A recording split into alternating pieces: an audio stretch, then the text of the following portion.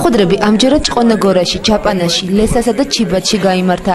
მოსახლეობას საარჩევნო პროგრამა ქართული ოცნების, თავდაცვისა და უსაფრთხოების თემატური ჯგუფის ხელმძღვანელმა ლევან იზორიამ, მომავალმა მაჟორიტარმა დავით უგრელიძემ და სხვა წარმომადგენლებმა გააცნეს.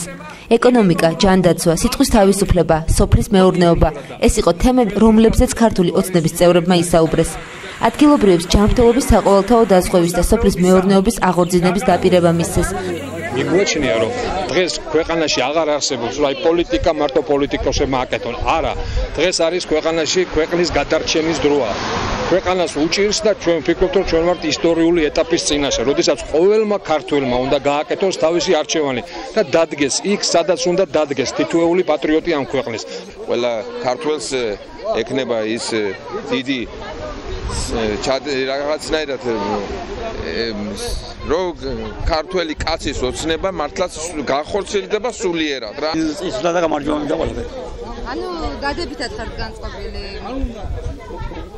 რას ხალხი ფიქრებს იმას მიშვილებს. მაყოფილები ვარ, ძალიან მაყოფილები, მაგრამ უფრო მაყოფილები მაშინ იქნება ის საკითხები რო გადაწყდება, ისიც ჩვენ აქ ვართ ამოყრილი.